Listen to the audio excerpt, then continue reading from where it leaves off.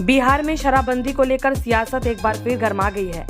मामला नालंदा जिले के हरनौत से जुड़ा है, जहां एक निजी कार्यक्रम में पहुंचे बिहार सरकार के सहकारिता मंत्री डॉक्टर प्रमोद चंद्रवंशी ने विपक्ष खासकर लालू प्रसाद यादव की पार्टी राष्ट्रीय जनता दल पर तीखा हमला बोला। मंत्री के साथ मंच पर मौजूद थे नालंदा के जेडीयू सांसद कौशलेंद्र कुमार। हरनौत प्रखंड में आयोजित एक निजी कार्यक्रम में मंत्री डॉक्टर प्रमोद चंद्रवंशी ने कहा कि अगर किसी कानून में कमी रह जाए तो इसका मतलब यह नहीं कि कानून असफल हो गया।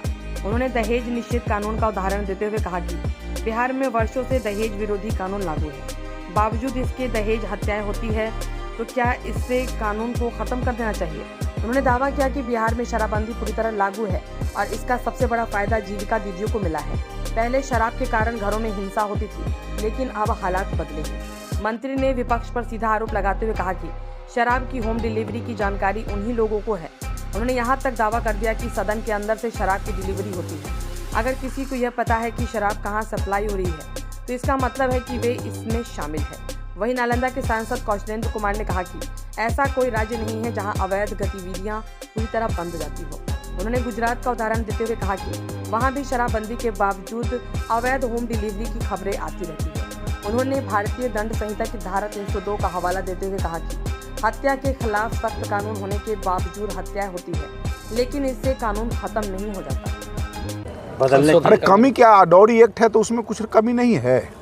कौन एक्ट है जिसमें कमी नहीं है? तो इसका मतलब वो एक्ट खराब हो गया।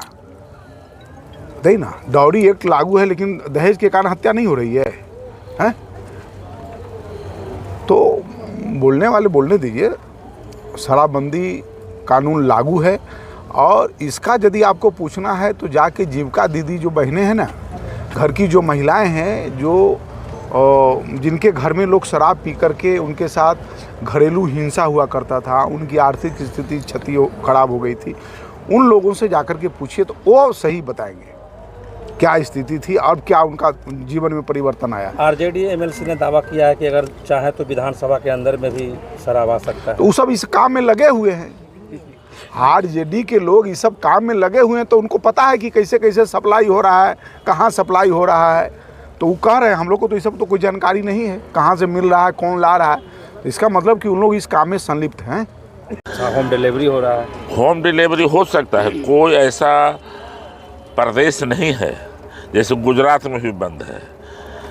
लेकिन बोलने वाला से पूछिए कि कानून है ना भाई, मर्डर हो जाएगा तो 302 लगेगा, आदमी मर्डर नहीं करेगा। कभी झगड़ा में, गुस्से में मर्डर भी हो रहा है। कोई भी ऐसा कानून नहीं है जो काम नहीं कर रहा है, लेकिन उसका अपवाद भी होता है। पेड़ काटना, हरा पेड़ काटना बंद करने का सब सरकार कहती है, लेकिन काटने वाले लोग कुछ गांव में है, काट ही लेते हैं, गलती से काटें या जो भी करें, लेकिन उसका इलाज भी है कि फिर हम हरा पेड़ करें।